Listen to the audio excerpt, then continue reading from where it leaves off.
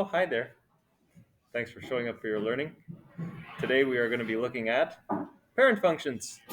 So, quizzing your knowledge of parent functions means you're going to look at these and say, well, what is those? Name them, or you can, write them out. That's fine. You could say this is the quadratic function, or you could simply say this is f of x equals x squared. And then we want to, know that we know the domain and range for these parent functions. So in this case, x has no limitations. X is all real numbers. And y, oops, that's a strange way to write y, Mr. Jennings. Y is also real numbers. And 0 is less than or equal to y. That's a statement saying y is numbers bigger than 0 only. And so that is finished. This one over here is the absolute value function. So you might say f of x is equal to the absolute value of x. And this range also applies to that as well. Notice that x can be all real numbers, but y is 0 or bigger. So we would say y is also real numbers, and 0 is less than or equal to y. Over here, this one is the square root function. So the parent function would be f of x equals the square root of x. And in this case, we want to have a good visualization of what this looks like. It's like one arm of a parabola, but on its side. And then we would say, well, x is real numbers, but x is also greater than or equal to 0. There's no way to take the square root of a negative number, so our domain starts there and goes that way. This is the limit to the domain, is the y-axis.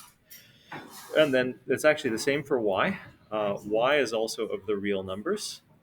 And y can be as small as 0, but it also gets bigger. And it goes off to infinity that way. So you would say y is greater than or equal to 0.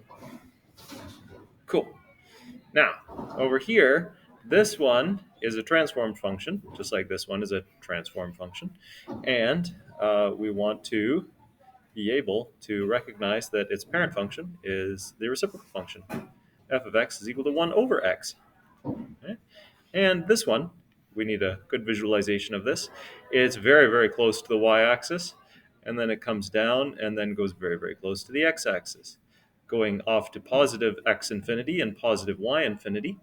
And it has a negative component as well down here, and that goes off to negative infinity in y and negative infinity in x. But there are some limits.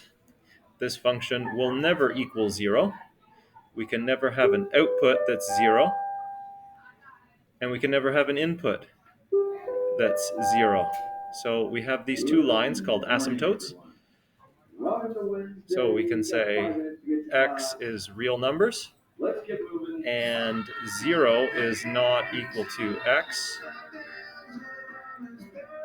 and y is real numbers, and 0 is not equal to y. Those are our limitations on our domain there. And that's the work on the parent function there that we want to be sharp with.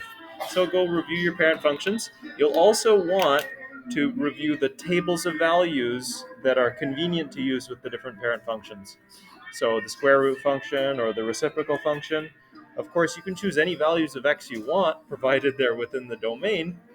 But some values work better than others to really show the shapes and to get a good graph of the parent function and transform functions.